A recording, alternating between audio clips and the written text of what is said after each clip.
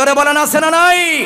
যারা মদিনা নিয়ে মক্কা নিয়ে ব্যবসা করেছে, বাংলার জমিন থেকে হজ করতে গেলে 7 লক্ষ টাকা আদায় করে নিয়েছে। আজকে ডক্টর ইউনূস বলেছে আর হবে না, বাংলার জমিনে মাহফিলের অনুমতি লাগবে না, হজ করতে গেলে ওয়াজাতা কোনো বাড়তি টাকা তাদের কাছ থেকে জুলুম করা হবে না। ঠিক কিনা বলেন? আল্লাহ পাক যেন আমাদেরকে সুষ্ঠু একজন নেতা দান করেন, এমন একজন প্রেসিডেন্ট আমরা চাই মানব রচিত কুফরি মতবাদের কবর হবে, আল্লাহর জমিনে আল্লাহর কোরআনের রাজ কায়েম হবে।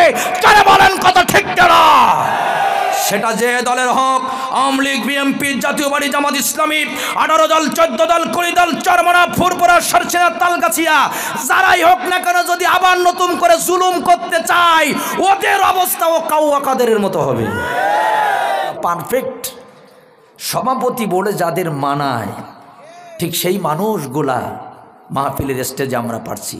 অনুরোধ করলাম যে মসজিদ আশেপাশে যাদের আছে, সভাপতি নিজেদের ইচ্ছে মতো বানাবেন না।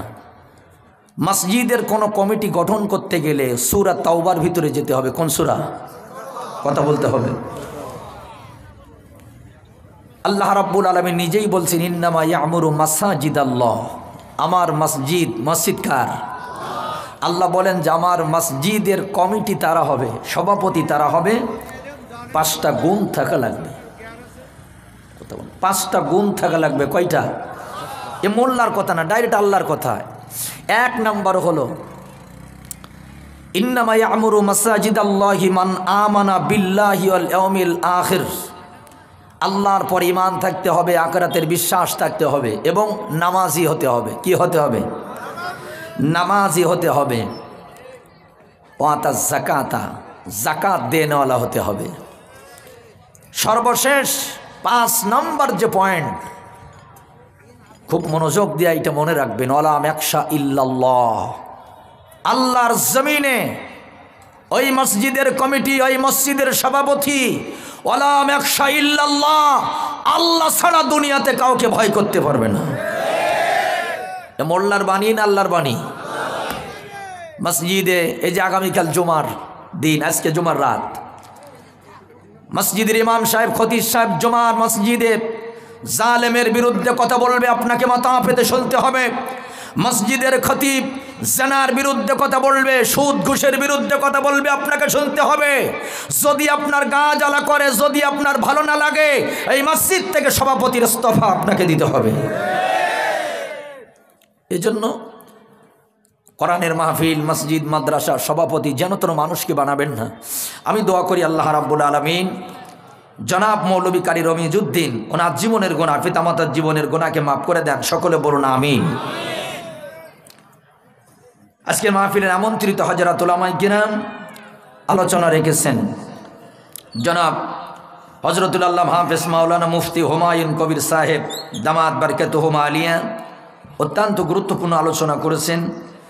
আলোচনা রেখেছেন বিশ্ব ইসলামী চিন্তাবিদ, প্রখ্যাত আলেমে দ্বীন হযরতুল আল্লামা মাওলানা মুফতি আউসাবুর রহমান সাহেব দামাত বারকাতুহুমা আলিয়া। আল্লাহ রাব্বুল আলামিন ওনাদের ইজ্জতের সম্মানকে আরো আকাশচুম্বী করে দেন। সকলে কোন আমিন।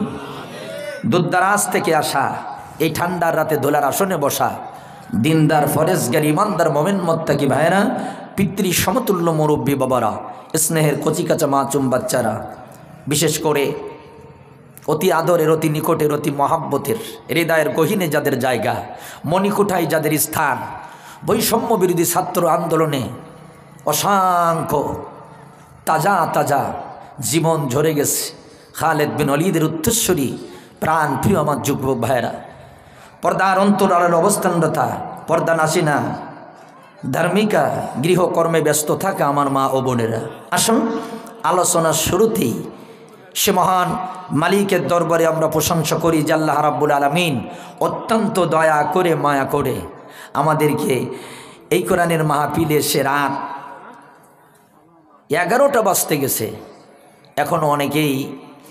এখনও অনেকেই বসে আছেন, আলোচনা শুনবেন। রাস্তাঘাটে, দোকানপাটে, চায়ের টেবিলে বন্ধুদের সাথে ক্যারাম বোর্ডের আড্ডায় না রেখে ডাইরেক্ট এই জান্নাতের বাগানে আমাদেরকে বসার তৌফিক দান করছেন।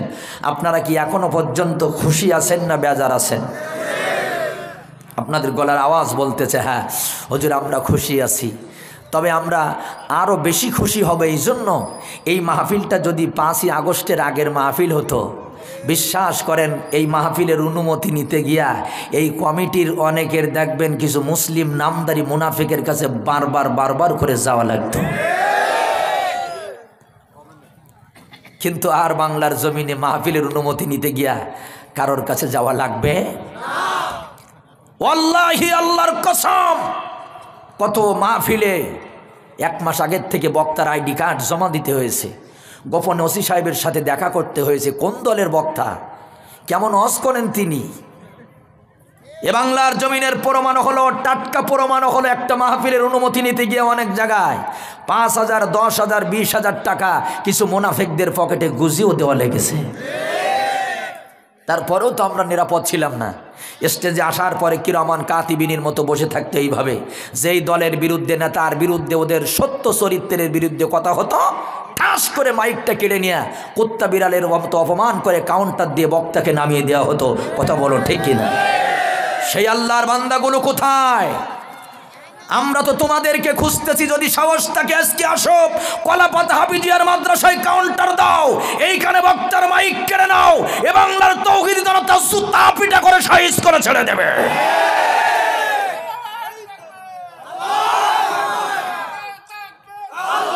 আমার বন্ধুগণ, প্রশংসা করতে হবে কার? আসতে বললে হবে না, জোরে বলেন কার? প্রশংসা হবে আল্লাহর। এজন্য যদি গলার একটু ডিস্টার্বটাকে কাইকে না, হ্যাঁ, দুটি হাত একটু আসমানের দিকে দেন, এবার চিল্লায় বলেন আলহামদুলিল্লাহ রাব্বানা লাকাল হামদ হামদান কাসীরান তাইয়্যিবান মুবারাকান ফীহি। আল্লাহর প্রশংসার পরে দুরূদ আর সালাম পেশ করছি নবী পাকের জন্য, যার নামের পরে একবার দুরূদ পড়লে 10টা সগীরা গুনাহ মাফ হয়, 10টা রহমতের দরজা খুলে যায়।